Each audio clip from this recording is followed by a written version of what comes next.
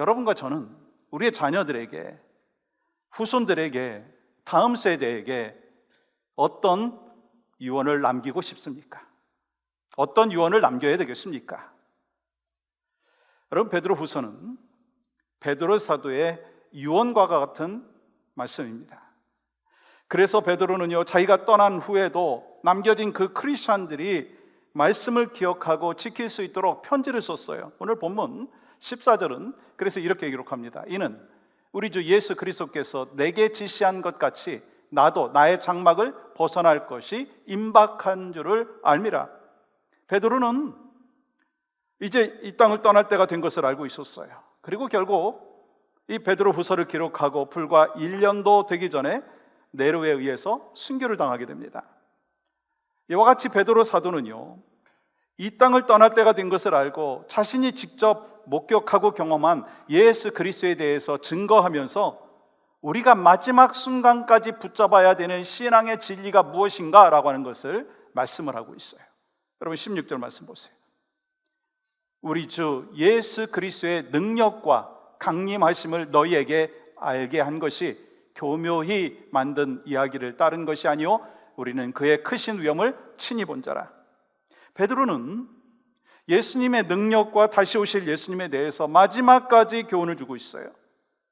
다시 말하면 우리가 하나님의 성품에 참여하는 자가 되고 하나님 나라에 넉넉히 들어가기 위해서 어떻게 살아야 되느냐, 본문에서 구체적으로 우리에게 말씀하고 있다고 하는 거예요. 이 베드로는 오늘 본문에서 복음의 핵심을 기억하라 말씀하고 있어요. 여러분, 오늘 본문을 기록한 베드로는요, 우리가 너무 잘 알고 있듯이 참 수많은 실수를 했고 또 실패를 경험했던 사람입니다. 그렇지만 그는 항상 기억하고 있는 것이 있었다고 하는 거예요. 그래서 결국 자신의 죄를 회개를 하고 성령 충만 받은 후에 이 복음을 전하는 일에 헌신을 했습니다. 여러분, 예수님께서 부활하신 후에 3번 부인했던 그 베드로에게 직접 찾아가셨어요. 그래서 질문하시죠. 네가 나를 사랑하느냐? 3번 물으셨어요. 그때 베드로는 내가 주님을 사랑하는 것을 주님이 하십니다 3번 반복했죠. 여러분, 요한복음 21장 17절은 이렇게 기록하고 있습니다. 3번째 이르시되 요한의 아들 시몬아 내가 나를 사랑하느냐 하시니 주께서 3번째 내가 나를 사랑하느냐 하심으로 베드로가 근심하여 이르되 주님 모든 것을 아시오매 내가 주님을 사랑하는 줄을 주님께서 아시나이다. 예수께서 이르시되 내 양을 먹이라. 베드로가 주님 사랑합니다 그렇게 고백했을 때 한 가지 사명을 주셨어요. 뭐죠? 내 양을 먹이라. 그리고 그는 그 말씀을 붙들고 여기까지 달려왔어요. 베드로는 그때부터 34년간 예루살렘 교회를 중심으로 해서 안디옥과 그리고 로마에 가서 복음을 전하면서 일생을 마쳤습니다. 그가 복음을 전하다가 매를 맞는 일도 있었고 감옥에 갇히는 고난도 겪었습니다. 그렇지만 로마에서 순교할 때까지 흔들리지 않는 그 믿음을 갖고 있었고 자신의 생명을 아끼지 아니하면서 맡겨주신 그 양떼를 말씀으로 돌보고 또 그러면서 헌신하고 충성하는 삶을 살았습니다. 그러므로 오늘 본문의 말씀 속에서 베드로가 우리에게 마지막 순간까지 기억해야 될 것이 무엇인가라고 하는 것을 말씀하고 있어요. 그리고 우리 모두가 주님 앞에 가는 그날까지 지켜야 될 믿음이 무엇인가, 또한 항상 기억해야 될 것이 무엇인가, 또 우리 자녀들에게, 우리 후손들에게 기억하게 해야 될 것이 무엇인가 라고 하는 것을 함께 나누기를 원하는데, 그 첫 번째는요, 맡겨주신 사명을 기억하라. 맡겨주신 사명을 기억하라. 이 베드로 후서는요, 이 베드로가 이 순교를 1년 앞둔 67년에 쓰여진 이 고별 설교, 다시 말하면 그 유언과 같다고 말씀드렸어요. 그러면 여러분 12절 말씀 보시면 이 베드로가 마지막까지 얼마나 불타는 그 사명감을 갖고 있었는지를 알 수가 있습니다. 그러므로 너희가 이것을 알고 이미 있는 진리에 서 있으나 내가 항상 너희에게 생각나게 하려 하노라. 이 베드로 사도는 이 다음 세대와 후손들이 하나님의 말씀, 그 예수님의 말씀을 기억하고 생각나게 하기 위해서 편지를 쓰고 있다고 하는 거예요. 그래서 3번씩이나 생각나게 하노라, 생각나게 하노라, 생각나게 하노라 라고 하는 것을 말씀하고 있어요. 왜요? 예수님만이 유일한 구원이요, 길이요, 생명이기 때문인 것입니다. 여러분, 참 놀라운 것은요, 항상 예수님께 든든히 붙잡힌 사람들은요, 모든 것의 초점이 2가지예요. 여러분과 저에게 초점이 무엇이어야 되는가라고 하는 것을 가르쳐 주는 것이죠. 그 첫 번째는요, 예수 그리스도, 예수님에게 초점을 두고 있다는 거예요. 또 하나는요, 예수님의 말씀이라고 하는 거예요. 그래서 베드로는요, 예수님이 생각나야 된다라고 하는 것을 말씀하고 있어요. 여러분, 이 사랑과 제도는요, 시간이 흘러가면은요 다 사라지게 되어 있어요. 그런데 세월이 흘러가도 영원히 남는 것이 있습니다. 여러분, 그게 뭐죠? 하나님의 말씀인 거예요. 그러므로 인기를 남기고 명성을 남기는 거 커다란 의미가 사실은 없어요. 그래서 베드로는요, 내가 항상 너희에게 생각나게 하려 하노라 라고 말씀하는 거예요. 이 사람이나 예어만 생각나는 것이 아니라 정말 하나님의 말씀이 생각나야 된다라고 하는 거예요. 그래서 말씀 속에서 나를 향하여 말씀하시는 것이 무엇인가, 나에게 맡겨주신 사명이 무엇인가 라고 하는 것이 생각나야 된다는 거예요. 그것이 기억나야 된다라고 하는 것입니다. 여러분, 이를 위해서 베드로 사도는요, 얼마나 노력을 했는지 13절과 14절은 이렇게 말씀을 하고 있습니다. 내가 이 장막에 있을 동안에 너희를 일깨워 생각나게 함이 옳은 줄로 여기노니 이는 우리 주 예수 그리스도께서 내게 지시하신 것 같이 나도 나의 장막을 벗어날 것이 임박한 줄을 알미라. 베드로는 그가 육신의 장막에 있을 동안이라고 말씀하고 있어요.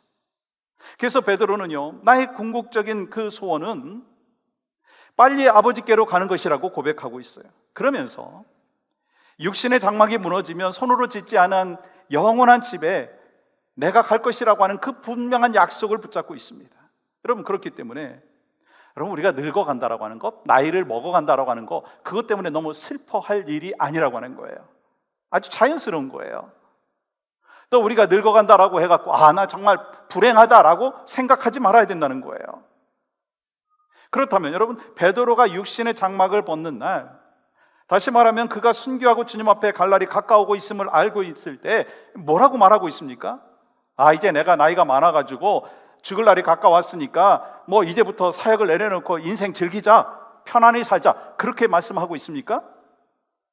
아니잖아요. 베드로는요, 그의 생명이 다하는 마지막 순간까지 이 예수님의 양떼를 돌보겠다라고 하는 것을 고백하고 있어요.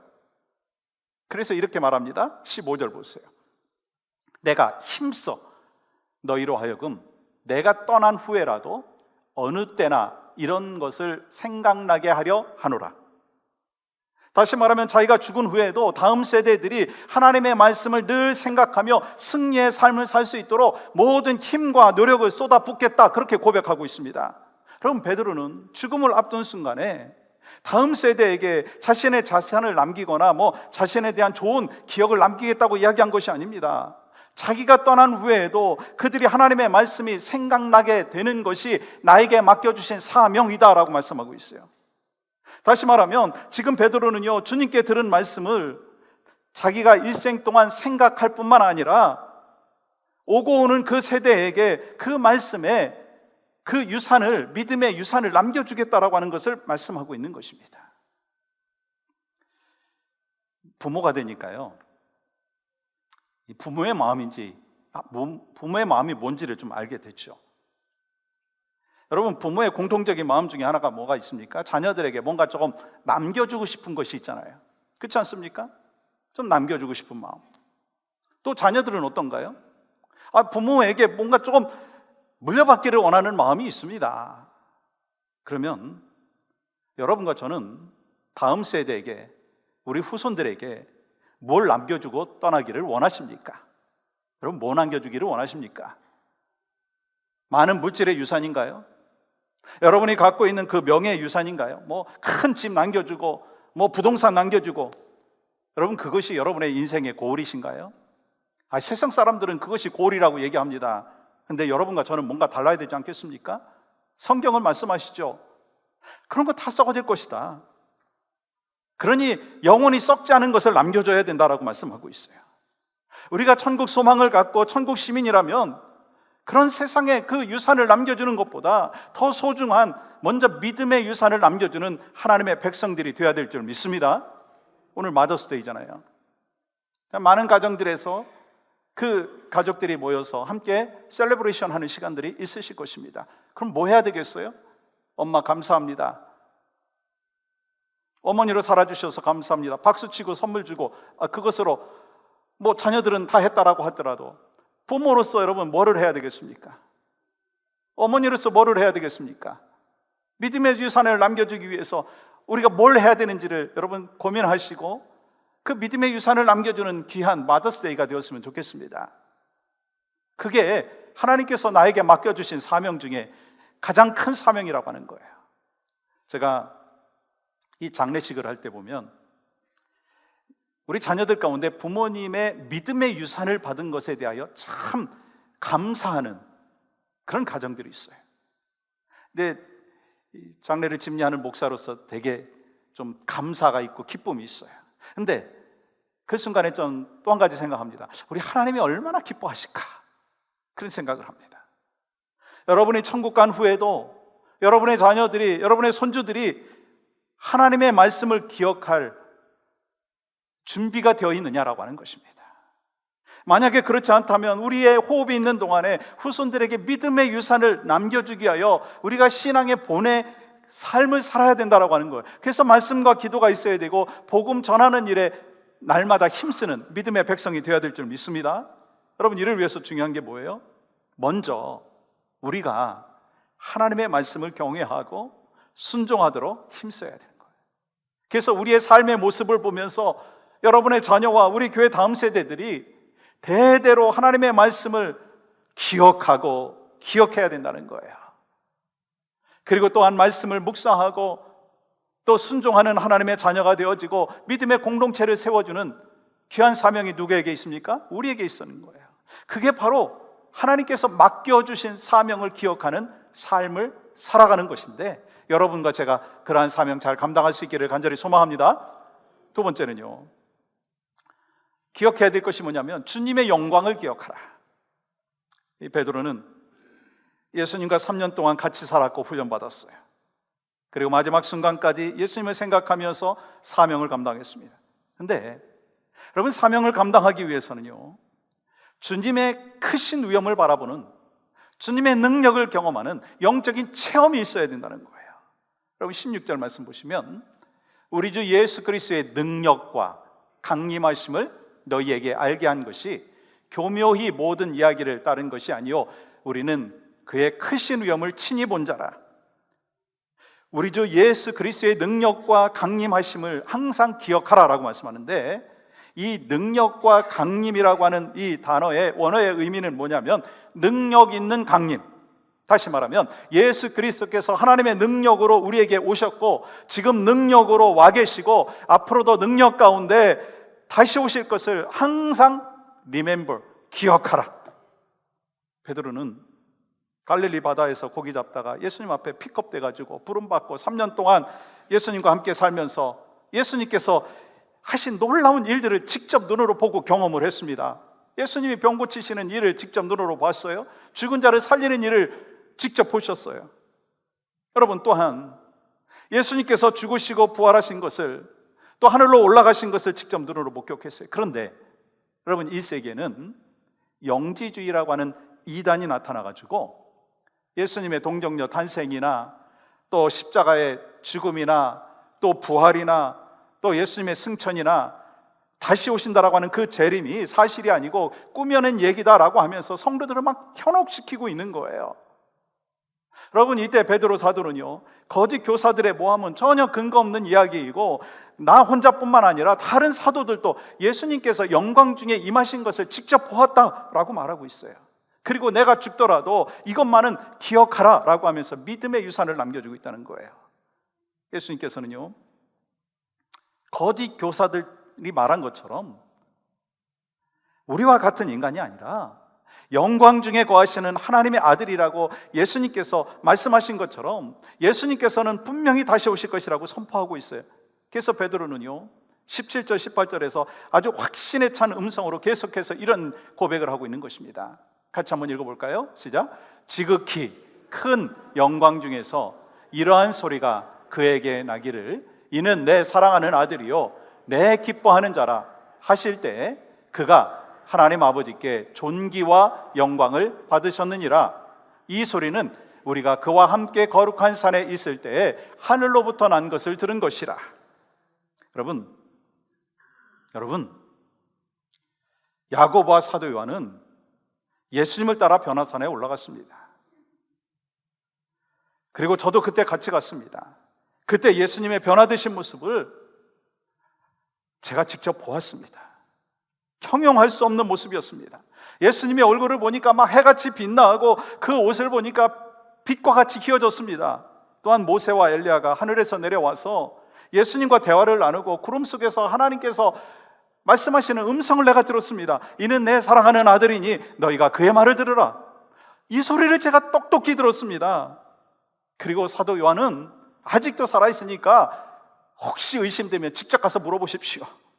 내가 지어낸 얘기가 아니라 사실입니다. 그리고 베드로는요 예수님의 크신 위엄을 직접 본 사람으로서 생생하게 증거하고 있어요. 여러분, 그렇다면 한 가지 질문하겠습니다.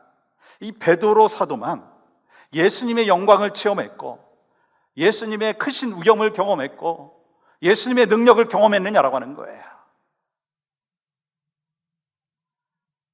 빌리그램 목사님께서 복음을 전하고 있는데 설교 중에 갑자기 어떤 사람이 막 큰 소리를 이렇게 질문한 거예요. 아니, 당신은 마치 예수님이 지금 살아계신 것처럼 말하고 있는데 아니 2000년 전에 죽으신 예수님이 어떻게 살아있습니까? 라고 질문을 했을 때 미소를 지으면서 빌리그램 목사님이 이렇게 말했답니다. 저는요 예수님의 살아계심을 100% 믿고 있습니다. 왜냐하면 제가 오늘 이 자리에 오기 바로 전에 오전에 예수님과 사랑의 대화를 했기 때문입니다. 여러분, 이처럼 우리도 내가 만난 예수님을 생생하게 전할 때 살아있는 복음을 전하게 되는 거예요. 베드로와 야고보와 요한이 변화산에서 예배 중에 예수 그리스도의 영광을 본 것처럼 우리도요 예배 중에 그리스도의 영광을 봐야 된다라고 하는 거예요. 그냥 우리가 몸만 왔다가 가는 그러면서 형식적인 예배를 드리는 그런 어리석은 모습이 아니라 하나님, 제가 오늘 이 시간 살아계신 그 주님의 영광을 보기를 원합니다. 예배 중에 영안을 하나님께서 열어주셔서 주님의 영광이 드러나게 하시고 이 병든 자가 고침받고 내 마음의 근심과 염려가 다 해결되어질 수 있도록 역사하여 주시옵소서. 여러분, 간절히 그렇게 예배하고 기도할 때 찬란하게 빛나는 예수 그리스도의 영광을 우리가 또한 경험할 수 있게 되는 줄 믿습니다. 또한 매일매일 말씀 읽고 묵상하고 설교를 들으면서 하나님, 이 시간 살아계신 하나님의 음성을 듣기를 원합니다. 사모하는 마음으로 말씀을 대할 때 내게 들려주신 하나님의 음성이 있다는 거예요. 우리가 오랫동안 신앙생활을 하다가 보면 매너리즘에 빠지고 전에는 그렇게 역사하셨는데 지금은 역사하지 않는 그 하나님을 그냥 형식적으로 그냥 만나고 그런 경우가 있다는 거예요. 그래서 여러분과 제가 날마다 갈망하는 마음을 갖고 말씀을 대할 때마다 하나님, 나에게 참 필요한 말씀을 주시니 참 감사합니다. 오늘 또 나에게 이렇게 귀한 말씀을 주시니 감사합니다. 그리고 말씀에 순종했더니 하나님께서 역사해 주셨습니다. 내가 예수님을 체험하고 만나고 만지고 경험하고 직접 보고 그런 삶을 내가 살기를 원합니다. 그리고 직접 그 삶 가운데 경험하면서 간증의 삶을 살아야 된다고 하는 거예요. 여러분, 사도 바울이요 어려울 때마다 낙심될 때마다 이 다메섹 그 체험을 떠올렸을 거예요. 빛 가운데로 찾아오신 그 예수 그리스도를 늘 기억하고 있었을 것입니다. 우리도 마찬가지예요. 오랫동안 신앙생활에서 매너리즘에 빠지고 그냥 형식적인 예배를 드리고 있고 형식적으로 기도하고 있고 형식적으로 찬양하고 있다면, 주님, 내가 예배 중에 말씀을 묵상하는 중에 성령님께서 나를 터치하여 주심의 은혜를 경험하기를 원합니다. 그래서 말씀을 통해서 또 예배를 통해서 주시는 그 은혜를 경험하면서 주의 영광을 기억하는 하나님의 백성 되기를 소망합니다. 그 마음이 있어야 된다는 것입니다. 지금도 함께 하시고 변함없이 역사하여 주시는 그 하나님의 은혜와 그 능력을 날마다 경험하시는 여러분과 저의 삶이 되어야 될 줄 믿습니다. 또 한 가지는요, 약속의 말씀을 기억하라. 기억하라, 기억하라. 또한 약속의 말씀을 기억하라. 여러분, 우리는 개인적인 신앙의 체험도 중요합니다. 근데 더 확실하고 중요한 것은요, 영원히 변함없는 하나님의 말씀이 참 중요해요. 우리가 변화산에서의 직접 주님을 목격하지는 않았지만 이 성경은 예수님께서 그리스도이신 것을 우리에게 분명히 말씀하여 주셨고 또한 예언의 말씀으로 우리에게 도전하셨어요. 그렇기 때문에 항상 예수님의 말씀을 기억하며 살라고 하는 거예요. 여러분, 예수님께서 다시 오실 것이라고 하는 그 약속의 말씀을 우리는요 또한 기억하라. 여러분, 이 권면은 베드로 사도가 이미 경험했기 때문에 우리에게 또한 확신에 찬 그 권면을 하고 있는 것입니다. 아시잖아요. 베드로가 뭔 얘기를 들었어요? 네가 새벽닭이 울기 전에 3번 나를 부인할 것이다. 그 예수님의 예언을 들었잖아요. 근데 까맣게 잊어먹었어요. 그리고 베드로 자신이 예수님 그 3번이나 부인하고 난 뒤에 그 말씀이 생각나서 통곡하며 울었다고 성경은 말씀하고 있어요. 여러분, 우리들이요, 이 하나님의 말씀을 아는 것과 실천하는 것, 그게 같이 가야 된다고 하는 거예요. 우리들도 말씀을 알고 있다면 늘 그 말씀을 기억하고 생각하면서 실천해야 된다고 하는 거예요. 그럼 베드로는 그 예수님을 통해서 구원을 얻었다라고 하는 그 진리를 그 성경의 말씀을 통해서 증명하기 위해서 아주 강하고 분명하게 강조를 하고 있습니다. 여러분, 이 베드로의 신앙의 고백을 보십시오. 19절 말씀 보십시오. 또 우리에게는 더 확실한 예언이 있어 어두운 데를 비추는 등불과 같이 날이 새어 샛별이 너희 마음에 떠오르기까지 너희가 이것을 주의하는 것이 옳으니라. 성경은 예수 그리스도에 대한 예언이에요. 특별히 구약은요, 예수님의 초림에 대한 예언이죠. 신약은 뭡니까?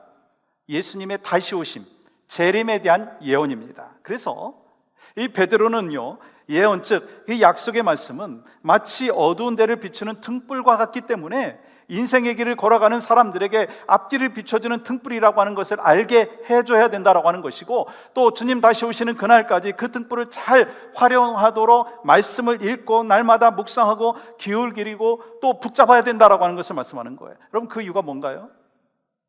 오늘 본문 베드로후서 1장 20절과 21절 말씀 보십시오. 같이 읽겠습니다. 시작.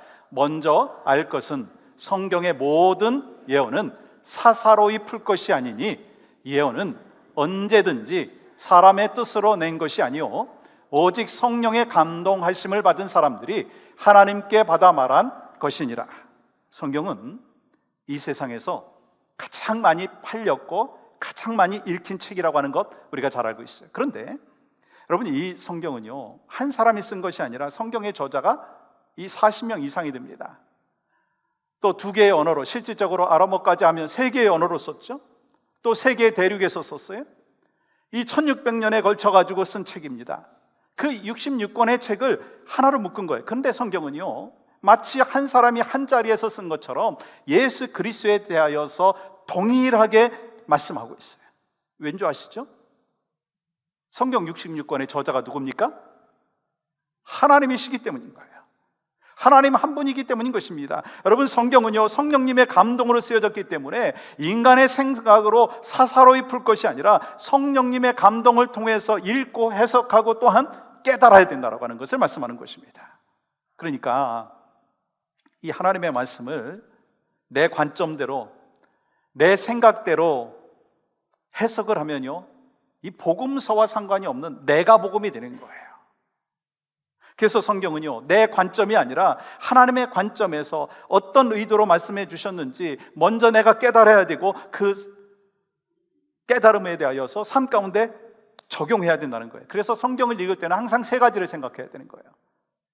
말씀을 관찰하고, 또한 해석하고, 그 다음에 뭘까요? 적용해야 되는 거예요. 그래야지 하나님의 말씀이 올바로 이해가 되는 것이다라고 하는 것입니다. 내가 성경을 해석하는 것이 아니라 성령님께서 해석할 수 있도록, 하나님의 뜻에 합당하도록 해석할 수 있도록 성령님께 의탁해야 된다라고 하는 거예요. 그러므로 우리의 인생의 이 최고의 권위는 이 성경에 두어야 된다라고 하는 것을 말씀하는 것입니다. 또한 우리들은요, 성경을 읽을 때 이 하나님의 도우심, 성령님의 도우심을 구해야 된다는, 그때 성령님께서 친히 우리를 인도해 주심을 경험하게 되는 것입니다. 여러분, 그리고 예수님께서는요, 부활 승천하시면서 약속하신 것이 있어요. 반드시 다시 오겠다. 그러면서 그날을 사모하며 소망하며 살라고 말씀하는 것입니다. 그러면 예수님께서 다시 오심에 그 인류에 대한 심판과 그 종말이 오게 되는데, 왜 그러면 우리는 그날을 소망하며 기다리고 사모해야 되는가요? 아니, 주님 다시 오시는 날 심판 날이고 종말 날인데 왜 우리가 사모해야 되느냐라고 하는 거예요. 예수님께서 다시 오시는 이유가 있어요. 이 땅에서 예수 그리스도를 믿는 일로 인해서 환난을 당하고 시련을 당하고 핍박을 당하고 있는 이 하나님의 백성들을 최종적으로 건지시기 위해서, 그렇기 때문에 여러분과 저에게 하나님 나라를 상속시켜주는 날이 바로 그날이라고 하는 것입니다. 그래서 전에도 말씀드렸지만 그 예수님의 재림에 대한 신앙을 보면 여러분, 우리의 신앙을 점검할 수가 있다고 하는 거예요. 예를 들어서 뭔 얘기입니까? 여러분, 시험 보는 날을 기다리는 사람이 있고요, 시험 보는 날을 시발 안 왔으면 좋겠다라고 생각을 하는 사람들이 있어요. 왜 그럴까요? 여러분, 누가 고대하고 기다립니까? 시험 준비 잘한 사람이잖아요. 시험 준비 잘한 사람은요, 시험 보는 날이요, 인정받는 날이에요. 근데 시험 준비 안 한 사람들은 어떤 날이에요? 심판의 날이에요. 평가받고, 그리고 또한 준비 안 한 것이 다 드러나는 날이다 하는 것입니다. 여러분, 마찬가지예요. 예수님께서 다시 오실 그날을 우리가 소망하면서 준비하면 그날이 바로 축복의 날이고, 만약에 준비하지 못하고 세상 것을 추구하면서 살아간다면 여러분, 그날은요, 재림의 날이 심판의 날이 된다고 하는 것입니다. 그렇기 때문에 우리 모두가 재림에 대한 믿음을 갖고 다시 오실 예수님 기억하며 살아가야 될 줄 믿습니다. 사랑하는 여러분, 더 확실한 하나님의 말씀을 올바로 해석하고 적용하기 위해서 날마다 성령 하나님의 인도하심을 간구하시기를 소망합니다. 그리고 우리가 기억해야 될 게 있어요. 마더스데이를 맞이하여, 아니, 우리가 주님 앞에 서는 그날까지 기억해야 될 것이 있어요. 기억하라, 기억하라, 기억하라. 뭘 기억하시겠어요? 맡겨주신 사명이 무엇입니까? 어머니에게 맡겨주신 사명이 무엇이고, 자녀에게 맡겨주신 사명이 무엇이고, 우리에게 맡겨주신 사명이 무엇인지 기억하라. 주님의 권능과 주님의 위엄과 주님의 능력을 기억하라. 그리고 나에게 약속하신 그 말씀을 기억하라. 그리고 또 한 가지, 우리 자녀들에게, 다음 세대에게 하나님의 말씀이 언제나 생각날 수 있도록 우리는 귀한 하나님께서 세우신 귀한 사명을 잘 감당하며 나아갈 수 있는 하나님의 백성이 바로 여러분과 제가 될 수 있기를 주님의 이름으로 간절히 축복합니다.